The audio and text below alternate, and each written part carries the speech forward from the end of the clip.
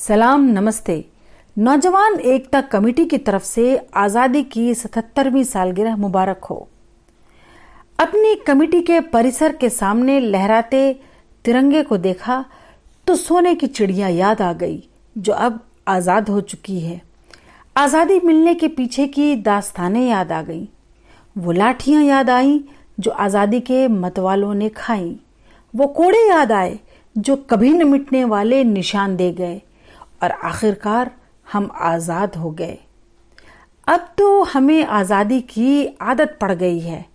जहां देखें जितना देखें आज़ादी ही आज़ादी। तो हमने सोचा कि क्यों ना आज़ादी मिलने से पहले के किसी बुजुर्ग से बातचीत की जाए और उन लोगों की मेहनत से मिली इस आज़ादी से उनके चेहरे पर बिखरी खुशी देखी जाए। अपने आसपास ढूंढना शुरू किया तो पता चला फला मकान वाले का बेटा बाहर नौकरी करता है और उनके माँ बाप उस घर में रहते हैं। खैर, हम वहां पहुंचे। देखा तो एक बुजुर्ग अपने घर की बालकोनी में कांपते हाथों से झंडा लगा रहे थे। उनके हाथों की झुर्रियां और उभरी नसें उनकी उम्र और अनुभव का पता दे रही थी। हमने नीचे से ही आवाज लगाई, नमस्ते चाचा जी, कैसे हैं आप? नमस्ते, कौन हो बेटा? चाचा जी, हम यहाँ के यूथ क्लब के मेंबर हैं। आपसे आज आज़ादी के दिन कुछ बात करना चाहते हैं। अच्छा, तो तुम ही लोग रोज यहाँ क्लब में कैरम खेलते हो? अरे, ये बुढ़ाऊ कितने सवाल पूछ रहे हैं, मेरे दोस्त ने फुसफुसाते हुए कहा। चुप रहो, मैंने उसे डांटते हुए कहा। जी चाचा जी, क्या हम ऊपर आ सकते हैं? अरे हाँ हाँ बेटा, जरूर, दरवाजा खुला ही है। रामू अभी अभी बाहर गया है। दरवाजा खोल हम सीढ़ियों से ऊपर आ गए। आज़ादी की बधाई चाचा जी। तुम सबको भी बहुत बहुत मुबारक हो बच्चों। दरअसल चाचा जी, आपने तो देश को आज़ाद होते अपनी आंखों से देखा है और इस लंबे सफर में देश के साथी भी रहे हैं। तो आपकी इन अनुभवी आंखों से हम देश की आज़ादी को देखना चाहते हैं। चाचा जी मुस्कुराए। अरे बेटा, मैंने तो गुलाम भारत में ही आंखें खोली थीं।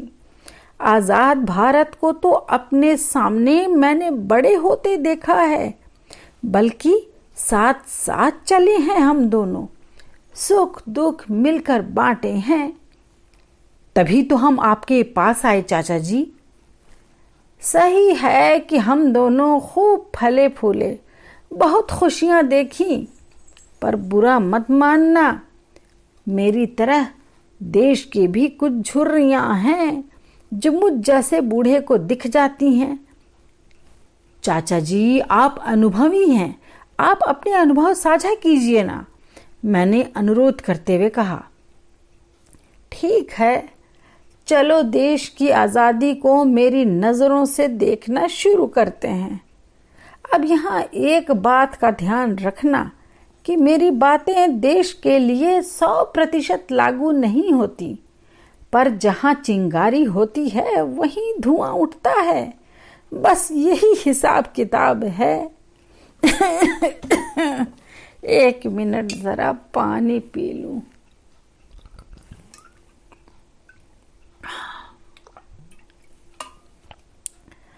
हाँ, तो कहाँ से देखना शुरू करें? चलो शुरुआत घर से ही करते हैं।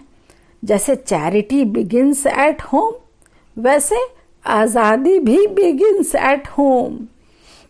देश उन्नति पर है, उसका और भी विकास करना है, इसलिए ज्यादातर माँ और बाप दोनों ही कामकाजी, तो बच्चे आया के सुपुर्द और वे दोनों माँ बाप बिल्कुल आज़ाद। तुम लोग सोचोगे कि मैं बच्चों का ख्याल रखने वाले दादा दादी को तो भूल ही गया। अरे नहीं भाई, दरअसल नए जमाने के बेटे बहू से हमारी फ्रीक्वेंसी थोड़ी मैच नहीं करती है, इसलिए हम यानी दादा दादी भी ज़्यादातर अलग रहते हैं। सो बच्चों को हमसे मिलने वाले संस्कारों से बच्चे आज़ाद। अब बच्चों के स्कूल की लगभग पूरी पढ़ाई ट्यूशन या कोचिंग सेंटर में हो जाती है, सो टीचर भी आज़ाद। अब ऑफिस चलो, ऑफिस में बड़े अफसरों को ऊपर की कमाई तो करनी ही है, क्योंकि उन्हें उनके ऊपर वालों को देना है, सो वे रिश्वत लेने को आज़ाद। और करप्शन तो ऊपर से चला आ रहा है ना, इसीलिए नीचे वाले उसमें लिप्त होकर भी आज़ाद। चाचा जी बोल रहे थे और हम सुन रहे थे। इस बार उन्होंने हम सब पर नजर डालते हुए कहा, बड़े बड़े कॉलेज और इंस्टीट्यूट्स बैच के बैच निकालने के लिए बिल्कुल आज़ाद, और नौकरी की खोज में भटकता युवा नौकरी से आज़ाद। नौकरी न मिली तो माँ बाप ने किराने की दुकान खुलवा दी, पर फायदा हो इसीलिए अनाज और कच्चे माल में मिलावट होने वाले नुकसान की फिक्र से वो दुकानदार आज़ाद। अब करना पड़ता है भाई, न करे तो घर कैसे चले। अब शहरों की पॉपुलेशन बढ़ रही है, सो रास्ते भी बढ़ेंगे। सड़क निर्माण हो या पुल खड़ा करने का टेंडर मिल गया तो बस सबका कट ऑफ देकर मटेरियल में कंप्रोमाइज कर उसका इस्तेमाल करने वालों को होने वाले खतरों की चिंता से बनाने वाला आज़ाद। कोलकाता में पुल के धंसने से कितने हलाक हुए थे, कुछ याद है? अरे भाई, आज़ाद भारत ने काफ़ी विकास किया है। हर शहर में बिल्डरों ने फ्लैट्स और बड़ी बड़ी सोसाइटीज बनाई हैं। अब अपने फायदे के लिए बालू और सीमेंट की थोड़ी बहुत मिलावट कर भी दी, या बीच में ही काम बंद कर दिया और लोगों के पैसे हड़प लिए तो क्या, बाद में फ्लैट्स के मालिक जाने या किराएदार। अरे भाई, हम तो आगे अपनी परेशानियों से आज़ाद। पिछले साल ही नोएडा में बिल्डिंग गिराई थी ना सरकार ने, अब दौड़ते रहे सब उसके पीछे अपने खून पसीने की कमाई के लिए। और आप सब, हाँ, आम आदमी, अरे अपने को कम मत समझिए, आप तो वोट बैंक हैं जनाब। एक बार बस वोट दीजिए और मिलने वाली सुविधाओं और किए गए वादों के पूरा होने के इंतजार के लिए आप बिल्कुल हैं आज़ाद। अब टीवी देखते हैं ना, तो अगर आप टीवी एंकर हैं तब तो एक जगह टिकने की बजाय आए दिन चैनल बदल लें और कुछ भी बोलते रहने के लिए बिल्कुल है आज़ाद। हम सब लड़के चाचा जी के चेहरे पर आते जाते रंगों में दर्द का रंग साफ देख पा रहे थे। सूखते गले को तर करने के लिए वो फिर पानी पी रहे थे। आज़ादी से लेकर अब तक खाने पीने और रहन सहन में इतना बदलाव हुआ है कि तरह तरह की बीमारियों ने जन्म ले लिया है। बीमारियां जितनी, दवाएं भी उतनी।